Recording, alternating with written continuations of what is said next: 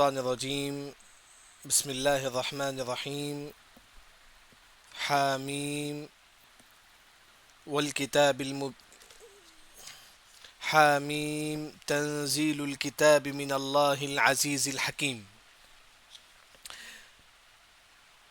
آج سے ہماری تفسیر ہوگی سورۃ الجاثیہ، پارہ نمبر 25، پارہ نمبر جو ہے نا 25 میں جو ہے نا سورۃ جاثیہ آپ کو ملے گا انشاءاللہ.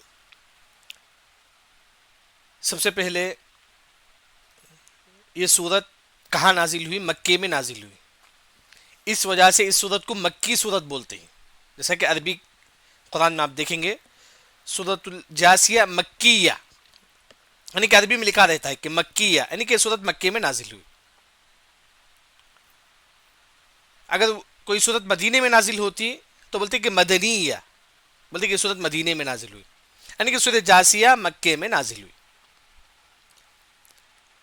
تیسری جو بات ہے سورہ جاثیہ، اس کے کیا نام ہیں؟ کتنے نام ہیں اس کے پورا 3 نام ہیں. ایک سورہ جاثیہ جو قرآن میں جو لکھا ہے سورہ جاثیہ، ایک نام سورہ جاثیہ ہے. انشاءاللہ جاثیہ کا معنی ہم معلوم کریں گے انشاءاللہ.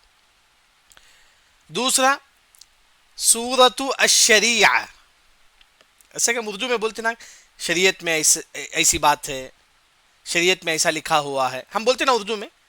شریعت کا جو لفظ ہے پورے قرآن میں صرف سورہ جاثیہ میں آ کر ہے. بس سورہ جاثیہ کے علاوہ کہیں بھی شریعت کا لفظ جو ہے نا نہیں ہے، صرف سورہ جاثیہ میں ہے.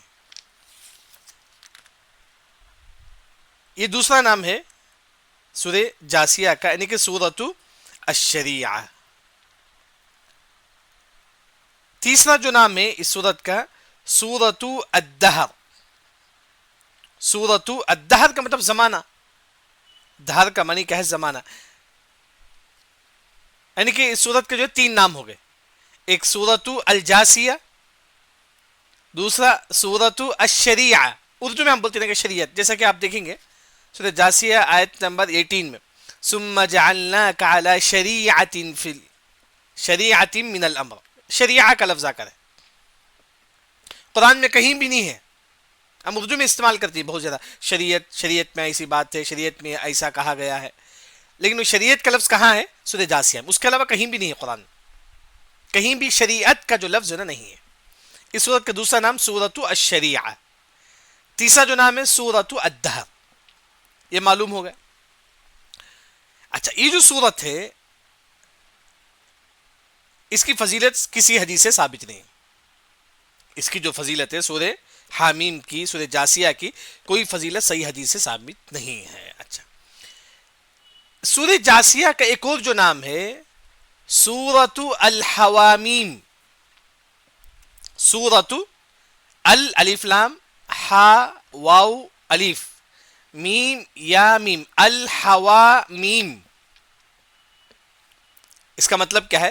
وہ سورتیں جو حامیم سے شروع ہوتی ہیں، وہ سورتیں جو حامیم سے شروع ہوتی ہیں اس سورت کو بولتی ہیں کہ سورۃ الحوامیم. وہ قرآن میں 7 سورتیں ہیں جو ہے نا حامیم سے شروع ہوتی ہیں. قرآن میں 7 سورتیں. یہ ایک آپ دیکھیں گے سورہ جاثیہ ہے جو ہم کو معلوم ہے. سورہ جاثیہ سے پہلے آپ دیکھیے سورۃ الدخان، وہ بھی حامیم سے شروع ہوتا ہے. اسی طرح سورۃ الاحقاف جو سورہ جاثیہ کے بعد ہے وہ بھی حامیم سے شروع ہوتا ہے. اس طرح سورہ فصلت، سورہ شورى، سورہ غافر، یعنی کہ 7 ایسی صورتیں ہیں جو حامیم سے شروع ہوتا ہے. اس کو بولتے ہیں کہ سورۃ الحوامیم. وہ صورتیں جو حامیم سے جو ہے شروع ہوتی ہے، وہ 7 صورتیں ہیں. اچھا، اس کے بعد گویا کہ سورہ جاثیہ کے بارے میں ہم کو معلوم ہو گیا. اب سورہ جاثیہ میں کیا ذکر ہے؟ ایک مختصر، اب یہ سورت جو پڑھنے والی ہم لوگ، اس میں کیا ذکر ہے؟ 2 باتیں ذکر ہیں. ایک، اللہ کے مخلوقات میں غور و فکر کرو، کس طرح اللہ نے آسمان بنایا ہے، اس میں غور و فکر کرو. کس طرح اللہ نے زمین بنایا ہے، اس میں غور و فکر کرو. کس طرح سمندر اللہ نے بنایا، اتنا پانی ہے، اس میں کشتی چلتی ہے. یعنی کہ اللہ نے کیسا پیدا کیا. جیسا سائنٹسٹ کیا کرتے ہیں، ایک جانور کو اٹھا کے ریسرچ کرتے ہیں، یہ جانور کیسا ہے، مینڈک کیسا ہے. یعنی کہ یہ صورت میں جو ایک پہلی جو بات ہے، غور و فکر کرنے کا حکم دیا گیا ہے. اللہ کے مخلوقات میں غور و فکر کرو. جیسا کہ ٹھنڈی کا ماحول ہے، کس طرح اللہ تعالیٰ ٹھنڈی لاتا ہے، غور و فکر. دوسری جو بات ہے سورہ جاسیہ میں، وہ یہ کہ کل حشر کے میدان میں ہم لوگ انتظار میں رہیں گے حساب و کتاب کا. میں آپ تمام لوگ حشر کے میدان میں انتظار میں بیٹھے رہیں گے. کیسے بیٹھے رہیں گے؟ گھٹنے کے بل. جیسے کہ آپ دیکھتی ہیں اسکول وغیرہ میں پنشمنٹ میں کیا کرتی ہیں، گھٹنے کے بل بٹھاتی ہیں بچوں کو. اس طرح پوری امت گھٹنے کے بل بیٹھے رہے گی. الجاسیہ کا اصل جو معنی گھٹنے کے بل بیٹھنا، اس طرح بیٹھنا. ہم بیٹھتے ہیں اس طرح گھٹنے کے پاس بیٹھنا، اسے بولتی ہیں کہ جاسیہ. جاسیہ کا اصل معنی گھٹنے کے پاس بیٹھنا. یعنی کہ پوری امت حشر کے میدان میں حساب و کتاب کے انتظار میں کیسے بیٹھے رہیں گے؟ گھٹنے کے بل بیٹھے رہیں گے. اسے بولتی ہیں کہ جاسیہ. یعنی کہ سورہ جاسیہ میں دو باتیں ذکر ہیں. ایک، اللہ کے مخلوقات میں غور و فکر کرنے کا حکم دیا گیا ہے. دوسرا، حساب و کتاب کے وقت ہم لوگ کیسے بیٹھے رہیں گے، اس کا ماحول یہاں ذکر ہے. چلیے ہم لوگ اس سورت کی تفسیر پڑھیں گے. بسم اللہ الرحمن، اللہ کے نام سے میں شروع کرتا ہوں. دیکھیں جب بھی بسم اللہ ہم لوگ پڑھیں، اصل یہاں بسم اللہ سے پہلے ایک چیز ہیڈن ہے، محذوف ہے، ایک چھپی ہوئی ہے. اصل جو ہے نا عربی زبان میں اشرعو بسم اللہ، اشرعو میں شروع کرتا ہوں بسم اللہ، اللہ کے نام سے. بسم اللہ سے پہلے ایک لفظ چھپا ہوا ہے، وہ کیا ہے؟ اردو میں پڑھتا ہوں. آسان اگر آپ بولیں گے آپ میں پڑھتا ہوں، یہ چیز چھپی ہوئی ہے. اچھا کس کے نام سے؟ بسم اللہ، اللہ کے نام سے. کیونکہ ہم لوگ کئی مرتبہ بسم اللہ پڑھتے لیکن ہم کو معلوم نہیں. بسم اللہ سے پہلے ایک چیز چھپی ہوئی ہے، وہ کیا ہے؟ میں پڑھتا ہوں اللہ کے نام سے. رحمان، اللہ تمام پر رحم کرتا ہے. یہودیوں پر بھی اللہ رحم کرتا ہے، عیسائیوں پر. دیکھیں رحمان کا لفظ تمام پر رحم کرنے کے لیے استعمال ہوتا ہے. جیسا کہ بارش ہے، اس سے مسلمان بھی فائدہ اٹھاتا ہے، کافر بھی فائدہ اٹھاتا ہے. اسی طرح مال ہے، یعنی کہ رحمان کا معنی اللہ تمام لوگوں پر رحم کرتا ہے، اس کے لیے رحمان کا لفظ استعمال ہوتا ہے. رحیم خاص مومنوں پر رحم کرنے کے لیے استعمال ہوتا ہے. خاص آپ مومن ہی، آپ 5 وقت نماز پڑھتے ہیں، توحید پرست ہیں، آپ پر رحم کرنے کے لیے رحیم کا لفظ استعمال ہوتا ہے. آپ بولیں کہ اللہ نے مجھ پر رحم کیا، وہ ایک رحیم، یعنی کہ اللہ نے آپ پر رحم کیا. رحیم خاص مومنوں کے لیے، رحمان پوری سب لوگوں کے لیے، یہودی، عیسائی، کافر تمام کے لیے استعمال ہوتا ہے. پہلی جو آیت ہے حامیم، جیسا کہ 7 سورتیں جو حامیم سے شروع ہوتی ہے اسے بولتی ہے کہ سورۃ الحوامیم. سورہ جاسیہ ہے، سورہ دخان ہے، سورہ احقاف ہے، سورہ شورا ہے، سورہ فصلت ہے، سورہ غافر ہے. ان کے 7 ایک اور سورتوں کا نام مجھے، پورے 7 سورت ہیں جو ہے نا حامیم سے جو ہے نا شروع ہوتی ہے. غالباً صاد سے، شاید صاد نہیں ہے، ایک اور سورت ہے جو. اچھا حامیم اسے حروف مقطعات بولتے ہیں، حروف مقطعات. ایک اور جو نام ہے حروف النورانی، نورانی حرف بولتے ہیں اسے نورانی حرف بولتے ہیں. اس کا معنی اللہ کے علاوہ کسی کو معلوم نہیں ہے، کسی کو معلوم نہیں ہے. جیسا کہ قاف ہے، اللہ کے علاوہ کسی کو معلوم نہیں ہے. صاد ہے، اللہ کے علاوہ کسی کو معلوم نہیں ہے. کاف ہا یا عین صاد، اللہ کے علاوہ کسی کو اس کا معنی معلوم نہیں ہے. تو وہی حامیم، اللہ کے علاوہ کسی کو اس کا معنی معلوم نہیں. لیکن یہاں ایک بدعت جو ہے نا، آپ دیکھیں گے دکان وغیرہ میں جب آپ داخل ہوں گے تو لوگ جو ہے نا تگڑ میں حامیم، قاف، صاد، عین، سین اس طرح لکھ کر رکھ لیتے ہیں. لوگ تگڑ میں ایسا طرح لکھ کر رکھ لیتے ہیں کیونکہ صبح صبح اسے دے گے تو بزنس میں برکت آتی ہے. کون سی بات جھوٹ ہے، ایسی کوئی بات شریعت میں نہیں ہے. لوگ اس طرح جو ہے نا حروف مقطعات لکھ کے رکھ لیتے ہیں تاکہ صبح صبح اسے دیکھیں گے تو بزنس میں برکت آئے گی. ایسی کوئی بات حدیث میں نہیں ہے. صحابہ کے زمانے میں بھی قرآن تھا، صحابہ نے کبھی بھی ایسا نہیں کیا. یہ سب چیزیں بدعات تھے. اچھا دیکھیے آیت نمبر 2، تنزیل اللہ نے نازل کیا ہے. کسے؟ الکتاب، اس قرآن. کتاب مطلب قرآن. اللہ نے اس قرآن کو نازل کیا ہے. نازل کیا ہے اس کتاب کو کس نے؟ من اللہ، اللہ سے. یہ قرآن اللہ نے نازل کیا ہے. اللہ تعالیٰ کون ہے؟ العزیز، تمام پر غالب آنے والا ہے، کوئی اس پر غالب آنے والا نہیں ہے. العزیز کا معنی اس سے پہلے کئی مرتبہ بتا چکا ہوں. جیسا کہ ایک بادشاہ ہے، سمجھے کہ ایک گاؤں ہے، ایک گاؤں کا ایک بادشاہ ہے. میں مار کے جو نا میں بادشاہ بن سکتا ہوں، بن سکتا ہوں، لیکن اللہ کو کوئی ہٹا نہیں سکتا. دنیا کے بادشاہ ہیں، ہم اسے ہٹا کر ہم بادشاہ بن سکتے ہیں، لیکن اللہ کو اس کے بادشاہ سے کوئی ہٹا نہیں سکتا. عزیز ہے اللہ تعالیٰ، کوئی اس کو ہٹا نہیں سکتا. الحکیم، اس کا جو بھی فیصلہ ہے اس میں کوئی نہ کوئی حکمت. اللہ نے آپ کو بیمار بنایا ہے، کوئی نہ کوئی حکمت ہے. اللہ نے آپ کو مال دیا ہے، اس میں کوئی نہ کوئی حکمت ہے.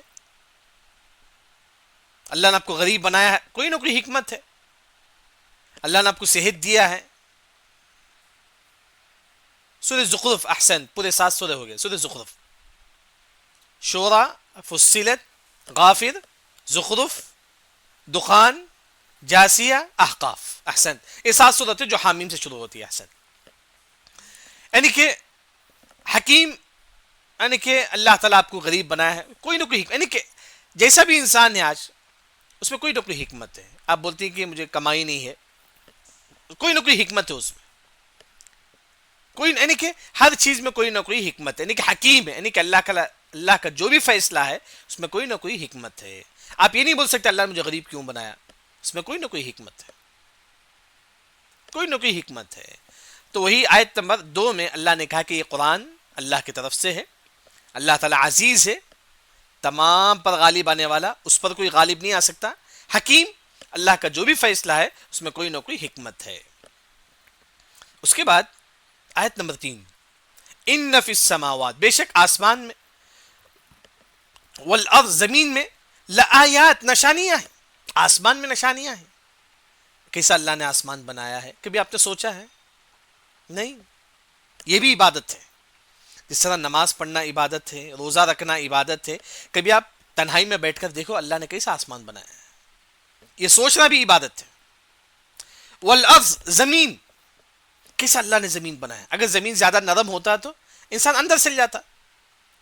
اگر زمین زیادہ گھٹ ہوتا تو قبر نہیں کھود پاتے ہم لوگ، کھیتی باڑی نہیں کریں گے. لیکن اللہ نے زمین کو ہمارے حساب سے بنایا ہے. یعنی کہ وہی اللہ نے کہا کہ بے شک آسمان اور زمین میں لآیات، نشانیاں ہیں، للمؤمنین، مومنوں کے لیے. جیسا کہ اس صورت کا ایک جو ٹاپک ہے وہ ہے کہ غور و فکر کرنا. اللہ نے کہا کہ آسمان میں غور و فکر کرو، زمین میں غور و فکر کرو. یہ اللہ نے غور و فکر کا حکم دیتے ہیں. اس کے بعد اللہ تعالیٰ فرماتے ہیں کہ وفی خلقکم، آسمان و زمین میں غور و فکر کرو، خود تمہاری پیدائش میں غور و فکر کرو. کیسا اللہ نے تم کو پیدا کیا. ایک حقیر پانی سے اللہ نے تم کو پیدا کیا. خود اللہ نے کہا کہ اے لوگوں تم اپنی پیدائش میں غور و فکر کرو، کیسا اللہ نے تم کو پیدا کیا ہے. غور و فکر کرنے کا حکم دیتی ہے اللہ تعالیٰ. کیونکہ یہ بت کبھی پیدا نہیں کر پاتا. یہ جس کی لوگ عبادت کرتے ہیں نا، ٹیمپل ہے، بت ہے، وہ کوئی پیدا کرنے والا نہیں ہے. پیدا کرنے والا صرف اور صرف اللہ کی ذات. تمہارے خود پیدائش میں تم غور و فکر کرو. اس کے بعد اللہ نے کہا کہ وما، جو یبث، جو اللہ نے پہلا دیا، من دابہ، جانور، کتنے جانور ہیں، شیر ہے، باغ، کئی قسم کے جانور ہیں. کس نے؟ اللہ نے. بکری ہے، گائیں ہیں، سب کچھ کس نے زمین میں پہلا دیا؟ اللہ نے. اللہ نے کہا کہ اس میں بھی تم غور و فکر کرو. ایک تمہاری پیدائش میں تم غور و فکر کرو، یہ جو جانور اللہ نے بنایا ہے اس میں بھی تم غور و فکر کرو. آیات، اس میں نشانیاں ہیں، آیات، نشانیاں ہیں. لقومی، تاکہ ایک ایسی قوم، یوقنون، تاکہ اللہ پر یقین رکھنے والی. یعنی کہ تم جو ہے نا اگر اللہ پر یقین رکھتے ہیں تو جو ہے نا اس میں غور و فکر کرو. یہاں اللہ تعالیٰ غور و فکر کرنے کا حکم دیتے ہیں. یعنی کہ آیت نمبر 3 میں اللہ نے آسمان و زمین میں غور و فکر کرنے کا حکم دیتے ہیں. آیت نمبر 4 میں اللہ نے تمہاری پیدائش، اللہ تم کو کیسا پیدا کیا، اس پہ خود غور و فکر کرو. اور کس طرح اللہ نے جانوروں کو بنایا ہے اس میں بھی تم غور و فکر کرو. اللہ تعالیٰ غور و فکر کرنے کا حکم دیتے ہیں. آیات یہ نشانیاں ہیں لقوم ایک ایسے قوم کے لیے یوقنون جو اللہ پر یقین رکھتی ہے. ہم کو یقین ہے اللہ پر.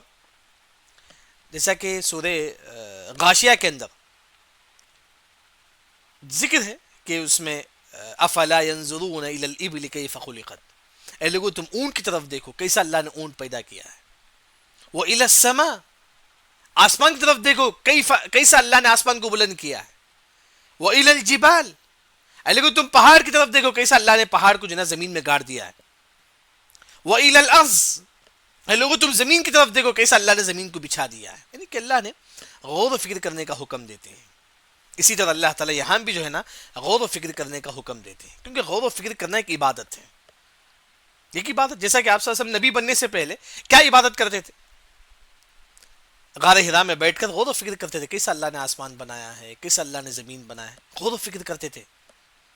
اسی وجہ سے بعض علماء نے کہا نماز اور روزے سے افضل عبادت کیا ہے؟ غور و فکر کرنا ہے. وہی اللہ تعالیٰ اس صورت میں ذکر کرتے ہیں. اور بھی اللہ تعالیٰ غور و فکر کرنے کا حکم دیتی. کیا؟ واختلاف اللیل والنہار اختلاف لیل والنہار دن اور رات. دن جاتا ہے پھر رات آتا ہے. دیکھیں آپ پوری دنیا اجالا ہوتا ہے پھر سڈن مغرب میں پوری دنیا اندھیرا ہو جاتا ہے. دن اور رات میں اختلاف.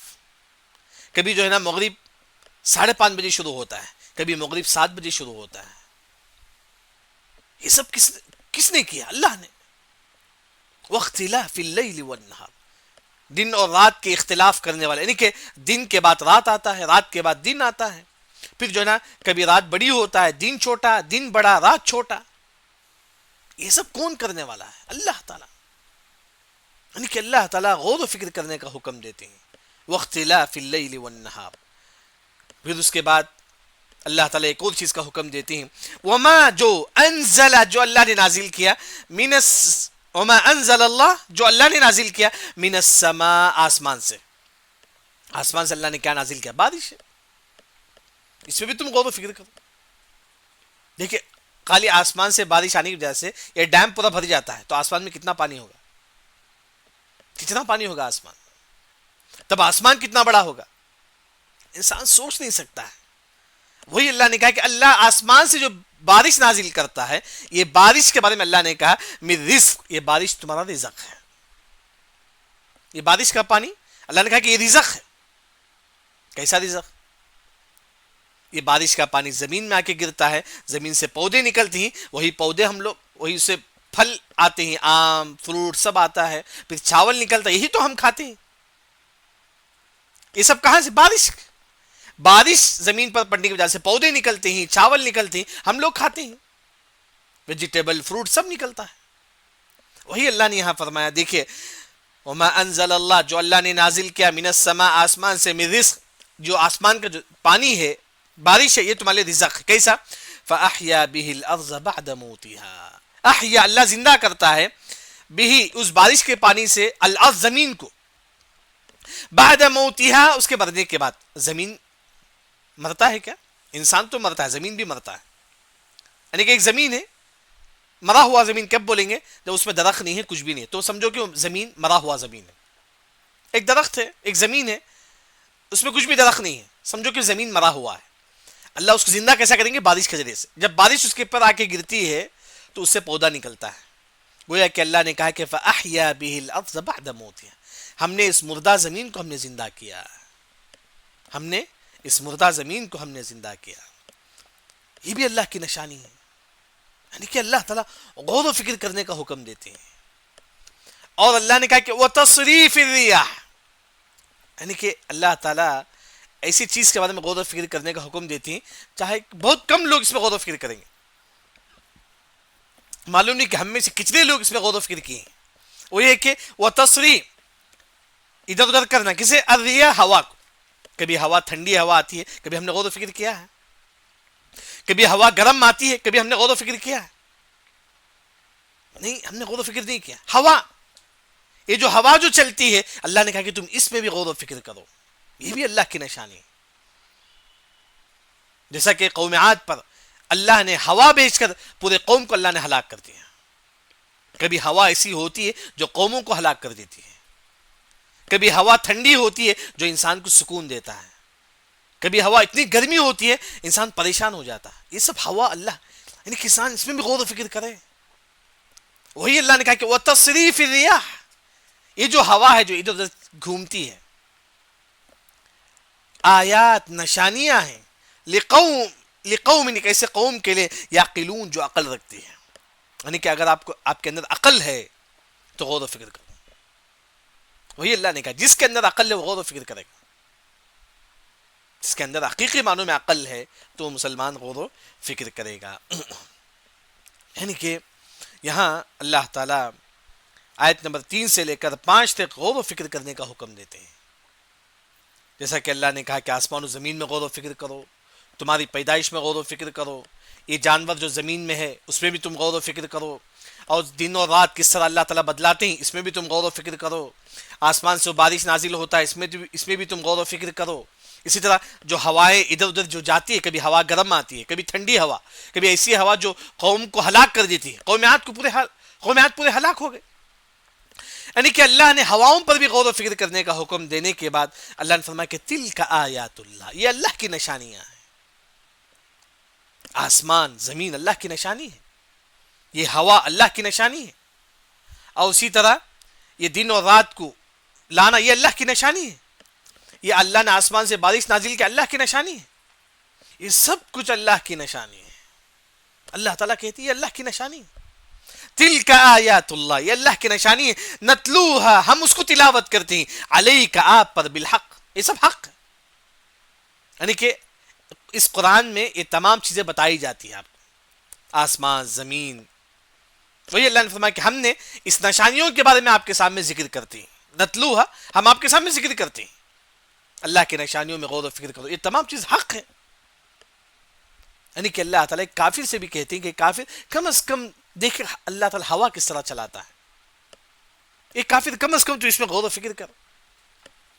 فَبِأَيِّ حَدِيثٍ بَعْدَ اللَّهِ، ایک کافر فَبِأَيِّ، کس بات پر، فَبِأَيِّ حدیث، حدیث کا مطلب قرآن، یہاں جو معنی قرآن، کس بات پر ایک کافر اس کے بعد ایمان لائے گا. تو یعنی کہ جب آپ کے سامنے کافر بولتا نا کہ اللہ ہے تو پروف کیا ہے، کتنی نشانیاں ہیں آسمان و زمین، ایک کافر اس کے بعد بھی تو اتنے نشانیاں کے بعد بھی تو ایمان کیوں نہیں لاتا. فبأي حدیث، کون سی بات چاہیے تجھے کافر، بعد اللہ، اللہ کے بعد، وآیاتہ، اس کی نشانیوں پر، یؤمنون، تو ایمان لا. یعنی کہ کتنی نشانیاں اللہ نے بیان کی یہاں پر، اتنی نشانی کے بعد بھی کافر تو ایمان نہیں لاتا ہے. یہ بڑی عجیب سی بات، یعنی کہ اللہ تعالیٰ نشانیاں ذکر کرنے کے بعد فرماتی ہے کہ بڑی عجیب سی بات ہے، کافر اس نشانی کے بعد بھی جو نا ایمان نہیں لاتا ہے. آج آیت نمبر 6 تک آج ہماری تفسیر جو نا کافی ہے. یعنی کہ جیسا کہ اس سورت کا ایک اور جو نام ہے، سورت کے کئی نام ہیں، ایک سورت الجاسیہ ہے، ایک سورت الشریعہ ہے. جیسے ہم اردو میں بولتے ہیں کہ شریعت قرآن میں کہیں بھی نہیں ہے صرف جاسیہ کے علاوہ. اسی طرح ایک اور جو نام ہے سورت کا، سورت الدہر. اس سورت کو سورت الحوامیم بھی بولتے ہیں، یعنی کہ وہ سورت جو حامیم سے شروع ہوتا ہے. وہ 7 صورتیں جیسا کہ میں نے آپ کے سامنے ذکر کیا. اس کے بعد اللہ نے کہا کہ قرآن اللہ کی طرف سے نازل کی گئی ہے، اس میں تم غور و فکر کرو. پھر اللہ تعالیٰ غور و فکر کرنے کا حکم دیتے ہیں، انسان آج پیدائش پر تمام چیزوں پر غور و فکر کرنے کا حکم دیتے ہیں. پھر اس کے بعد آخر میں اللہ تعالیٰ فرماتے ہیں کہ یہ اللہ کی نشانیاں ہیں. اے لوگوں، یہ سب اللہ کی نشانیاں ہیں، یہ سب حق ہے اللہ کی طرف سے. اے کافر، اگر تو اس پر ایمان نہیں لائے تو کس پر ایمان لائے گا.